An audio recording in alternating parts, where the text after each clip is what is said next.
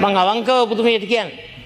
ඉතින් මට උවමනාවක් නැහැ ඔබතුමියව සමච්චල් කරන්න. ඔබතුමිය කියපු කතා මුළු සෝෂල් මීඩියා එකම දකිනවා.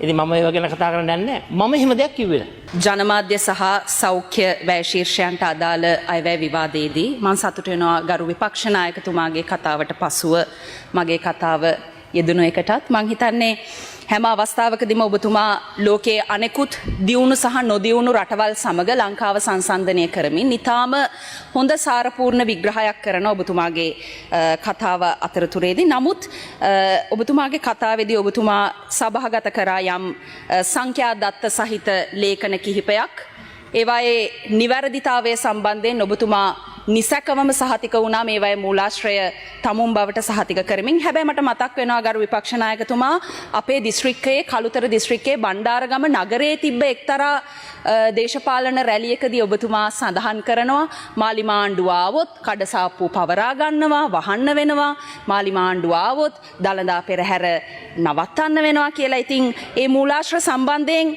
මහජනතාවට කිහිප වතාවක්ම කල්පනා කරන්න සිද්ධ වෙනවා කියන එක තමයි මේ වෙලාවේ මතක් කරන්න තියෙන්නේ. මං හිතන්නේ නැවත වතාවක් මිනිස්සුන්ට කල්පනා කරලා මේ මාධ්‍ය දියුණුයි ඒවා නැවත චෙක් කරලා පරීක්ෂා කරලා බලන්න පුළුවන් කවුද එහෙම කිව්වේ කියන එක.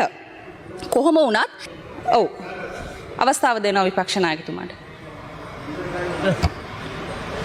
Honorable Sajid Premadasu. දරු උගත් නීතිඥතුමිය මන්ත්‍රීතුමිය මම කිසි දවසක කළුතර දිස්ත්‍රික්කයේවත් බණ්ඩාරගමට ඇවිල්ලවත් ඔය ඔබතුමිය කියපු කතාව මං එහෙම කියලා නැහැ. ඒක වැරදි. ඔබට නෑ මං ඉතින් එහුයි මං ගන්නනේ. මම එහෙම දෙයක් කරලා නැහැ. මං අවංකව ඔබතුමියට කියන්නේ. ඉතින් මට උවමනාවක් නැහැ ඔබතුමියව සමච්චල් කරන්න. ඔබතුමිය කියපු කතා මුළු සෝෂල් මීඩියා එකම දකිනවා. ඉතින් මම ඒව ගැන කතා කරන්න යන්නේ නැහැ. මම එහෙම දෙයක් කිව්වේ නැහැ.